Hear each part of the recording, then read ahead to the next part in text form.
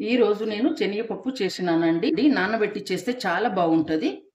మీరు ఒకసారి ట్రై చేయండి. ఇది అన్నంలోకి, చపాతీలోకి, దోసలోకి, పూరికి కూడా బాగుంటదండి. ఇప్పుడు చేసే విధానం చూపిస్తానండి. హలో అండి, అందరూ బాగున్నారా? నేను ప్రేమలత మామిండ్ల. ఈరోజు నేను శనగపప్పు కర్రీ చేస్తున్నాను. దానికోసం ఒక గంట ముందు శనగపప్పు నానబెట్టుకున్నాను. 1 కప్పు శనగపప్పు. ఈ కప్పు పప్పు ఒక గంట ముందు నానబెట్టుకున్నాను. ఒక 2 సార్లు కడిగి వాటర్ పట్టి పెట్టాలండి. ఇప్పుడు నేను వాటర్ తీసేసినాను చూపించడం కోసం. శనగపప్పు కర్రీ కోసం 2 ఉల్లిపాయలండి, పెద్ద సైజు 2 ఉల్లిపాయలు కట్ చేసి పెట్టుకోవాలి. 3 టమాటాలు మామూలుగా చిన్న సైజే, ఒక 4 పచ్చిమిర్చి, కొంచెం కరివేపాకు, కొంచెం కొత్తిమీర ఆకు. ఇప్పుడు కర్రీ స్టార్ట్ చేస్తాను. ఎలా చేయాలన్నా చూపిస్తాను. ఇప్పుడు కర్రీ కోసం స్టవ్ ఆన్ చేసినండి. స్టవ్ ఆన్ చేసి ప్యాన్ పెట్టిన, ప్యాన్ వేడెక్కింది. ఇప్పుడు ఆయిల్ వేస్తున్నా. 2 టేబుల్ స్పూన్ల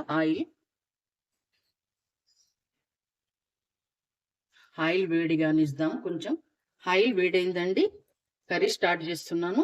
1 పావు స్పూన్ ఆవాలు, 1 పావు స్పూన్ జీలకర్ర, కర్రీ. మన ఛానల్ చివరి వరకు చూడండి. చిటికెడంతా సాల్ట్ వేసేద్దాం. ఉల్లిపాయ తొందరగా వేగిపోతాయి.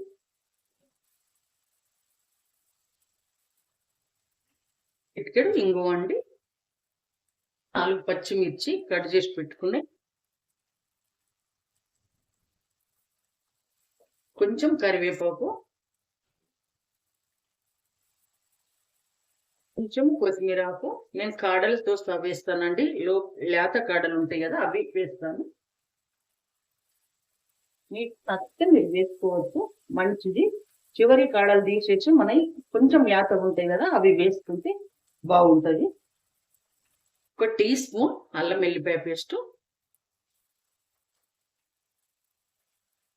నాకు టమాటాలు కొంచెం సాఫ్ట్గా అయితే సరిపోతుందండి, మరీ ఎక్కువ గోలన అవసరం లేదు. టమాటా వేసేద్దాం. మనకు శనగపప్పు ఎక్కువసేపు నానితే చాలా బాగుంటుందండి. మనకు టైం ఉంటే మాత్రం ఒక గంట కానీ అర్ధ గంట కానీ ముందు నానబెట్టేసుకోవాలి. ఒకవేళ టైం లేకుంటే కుక్కర్లో ఉడికించుకోవాలి. టైం ఉంటే మనకు కుక్కర్లో ఉడికించే అవసరం లేదండి. నానబెట్టేసుకున్నాం అనుకోండి, త్వరగా అవుతుంది కర్రీ, సాఫ్ట్గా కూడా ఉంటుంది. ఇప్పుడు పావు స్పూన్ పసుపు వేద్దాం.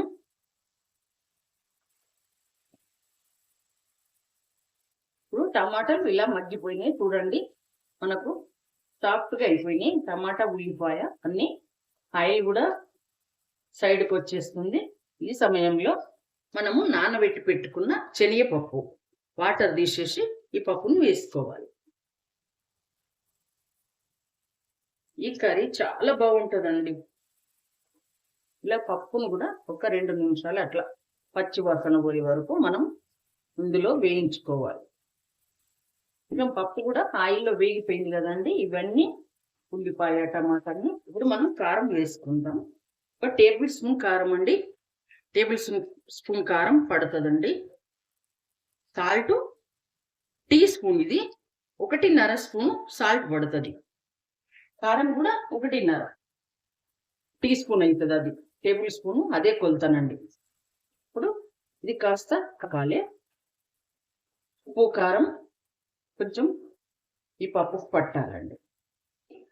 మనం ఇలా నానబెట్టి చేసినాం అనుకోండి, చూడడానికి పప్పు కనపడుతుంది, తింటుంటే సాఫ్ట్గా ఉంటుంది. ఇప్పుడు మనము 1 గ్లాస్ వాటర్ వేస్తున్నానండి.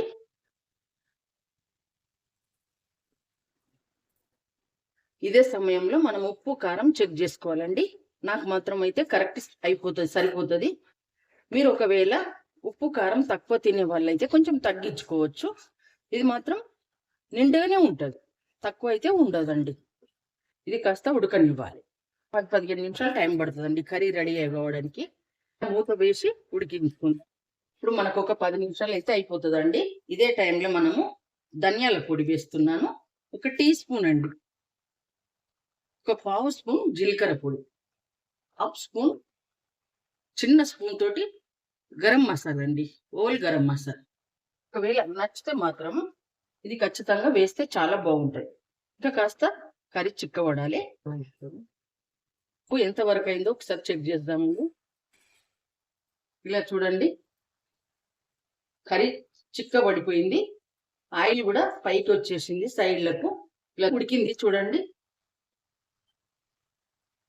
చూడండి, మనం ఇట్లా కట్ చేస్తే కట్ అయిపోతుంది. అలా ఈ కర్రీ చాలా బాగుంటుందండి. అన్నంలోకి, చపాతీలోకి, ప్రతిదానికి బాగుంటుంది. మీరు ఒకసారి ట్రై చేయండి. మీకు నచ్చింది అనుకుంటా. నచ్చితే లైక్ చేయండి, షేర్ చేయండి, కామెంట్ చేయండి. ఇప్పుడు కొత్తిమీర ఆఫ్ చేసి చేసేస్తున్నా.